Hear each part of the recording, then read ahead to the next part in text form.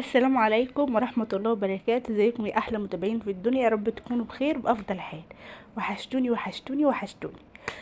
ما تنسوش بقى نصلي على النبي في التعليقات، وتشتركوا في القناة كده لو لسه ما اشتركتوش معايا عشان يوصل لكم مني كل فيديو جديد، وتفعلوا علامة الجرس، ولايك وشير بقى لو عجبكم الفيديو. اهم حاجة اللايك كده علشان الفيديو يوصل لاكبر عدد من المشاهدين، وكمان القناه بتاعتنا كده تكبر وتتشاف بكم ان شاء الله باذن الله.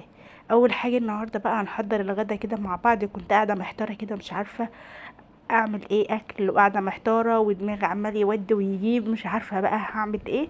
فقمت كده طلعت نص فرخه، والله طلعت صدر فرخه كده من التلاجة من الفريزر يعني كده، وحطيته على الرخامه. مش عارفه انا هعمل بيه ايه، يعني مش عارفه كنت هعمله كفته، مش عارفه هعمل حواوشي، مش عارفه هعمل ايه، وقاعده محتاره جدا. فبعدين قعدت كده فكرت مع نفسي فقلت ايه، هعمل طاجن رز معمر بقطع الفراخ. ورجعت تاني وقلت لا انا هعمل كفته صينيه بطاطس. فقعدت احترت يعني، قعدت نص ساعه كده اشاور في نفسي، وبعدين قمت بقى توكلت على الله كده، وجبت طلعت البرامات بتاعتي دي، جوزي بيحب الاكل فيها جدا. فطلعتها كده وبدات جبت معلقه كده من السمنه، وبدات ان انا ادهن كده ارضيه البرام الاول، وغسلت طبعا كميه الرز اللي انا محتاجاها. وكمان اديت لحماتي قشرت لي البطاطس، وصدر الفرخه كده فرمته طبعا. خلينا في الرز الاول. بعد ما دهنت البرام كده كويس بالسمنه،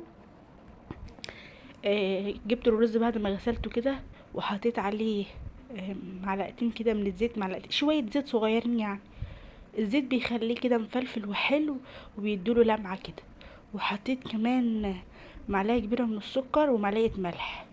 قلبت كل الكلام ده مع بعضه، بس شويه اللبن بتوعي كانوا صغيرين ما كانوش كتير يعني. فانا فكرت فكره كده ان انا كان عندي شويه شوربه فراخ من امبارح، فقلت بقى هكمل بيها. يعني احط نص لبن ونص شوربه علشان اللبن اللي معايا مش هيكفي، مش هنقف يعني على حاجه يعني. وكان طعمه حلو جدا. قلبت كده كل الكلام ده مع بعضه، قلبت الرز مع السمنه مع الزيت مع قلبت كده الرز مع السمنه والزيت والسكر، قلبته كده تقليبه كويسه، ونزلت عليه باللبن. زي ما قلت لكم اللبن كان بوش كده، كان عامل شويه قشطه عليه. وطبعا اللبن كان شويه صغيرين، فكملته شرب. حطيت شويه لبن، وحطيت يعني قيمه كوبايتين لبن، وحطيت عليهم كوبايتين كمان من الشرب. وهغطيه كده بقى لحد لما انزله بقى الفرن. اخلص صينيه البطاطس كمان علشان احطهم هما الاتنين كده في الفرن مع بعض، واريح دماغي بقى، لا شغالين بوتاجاز ولا عاملين اي حاجه. والغدا ما خدش مننا نص ساعه ما خدش مننا 5 دقايق في التحضير، ونص ساعه سوا. جبت كده صدر الفراخ او صدر الفرخه اللي انا طلعته كده من الفريزر بعد ما فك معايا، قطعته كده وفرمته كفته، طريقه الكفته العاديه خالص. حطيت صدور الفراخ، وحطيت معاهم بصلايه وفصين من الثوم، عود كده من البقدونس لو متوفر عندك، ممكن تحطي كزبره برضو. وفرمتهم كده كويس، ونزلت عليهم بشويه من التوابل، كمون، فلفل اسود، بهارات فراخ، والملح طبعا. قلبتهم كده تقليبه كويسه مع بعض. وجبت البرام بتاعي اللي انا هشتغل فيه، وهمسحه كده بمسحه بسيطه من الزيت. ومعايا بقى قطعت البطاطس طبعا متقطعه شرايح كده، كاننا رايحين نعملها في صينيه بالظبط. وكمان ما هي تتعمل في صينيه برضو. وقطعت كده الطماطم برضو حلقان كده زي البطاطس، او حلقات كده. وفلفل برضو هقطعه كده حلقات. وكمان بصل، معايا بصلتين كده متوسطين، مش هنكتر بصل يعني. زي ما انتوا شايفين كده هقطع بقى الفلفل. كنت سايباه كده للاخر لما اشوف انا هحتاج قد ايه يعني.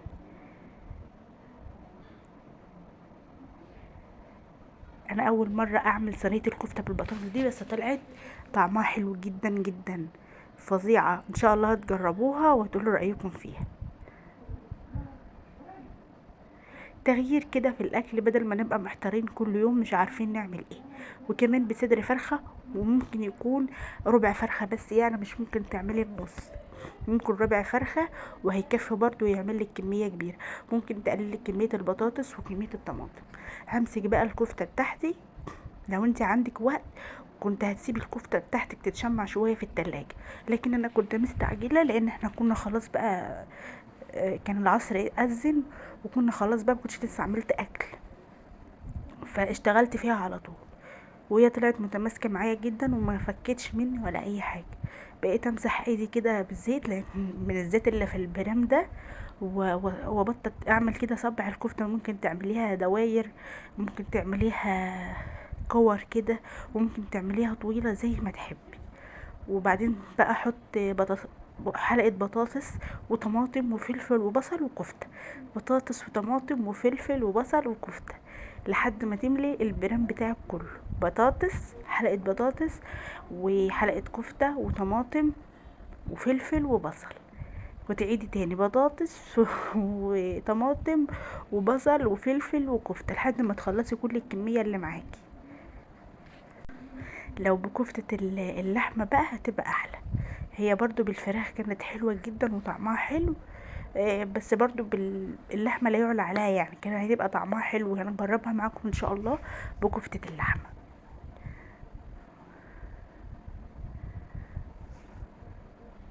زي ما انتوا شايفين كده، ده مش كمية الكفتة اللي معايا كلها، انا كنت عملت شوية فقلت اما اجرب اشوف ان هعرف ارصها هتثبت يعني ولا لا.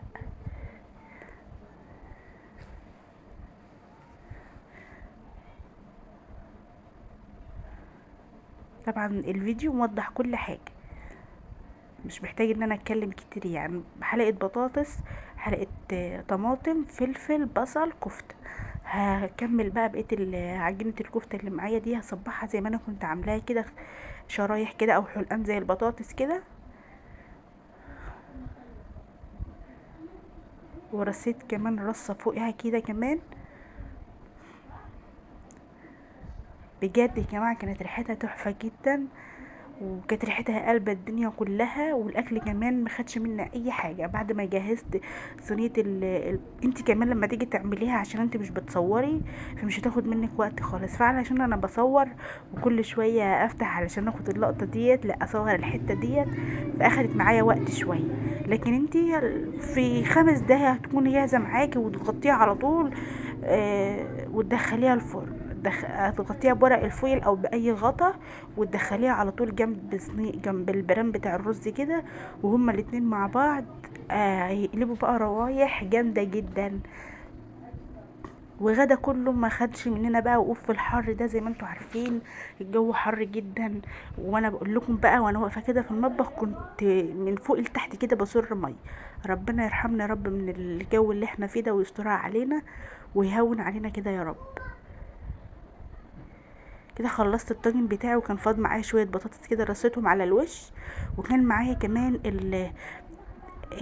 الصدر. انا لما انا خليته العظم بتاعه اللي كان فيه ده كان فيه حتت لحمه لسه، فشلتها كده حطيتها على وش الطاجن قبل ما ادخله الفرن.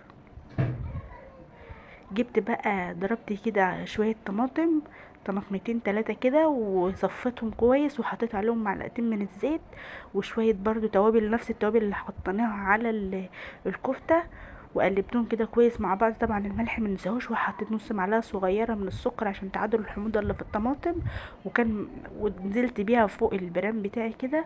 وكان عندي شويه شوربه فراخ، نزلت قيمه نص كوبايه كده، وهغطي عليها بقى وادخلها الفرن. شايفين شكلها وكمان ريحتها فظيعه، بسم الله ما شاء الله. الرز واخد لون حلو قوي وطعمه جميل، ومش شايفين بقى ريحتها كانت قلب البيت كله.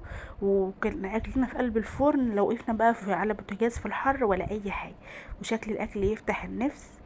شايفين بقى بسم الله ما شاء الله.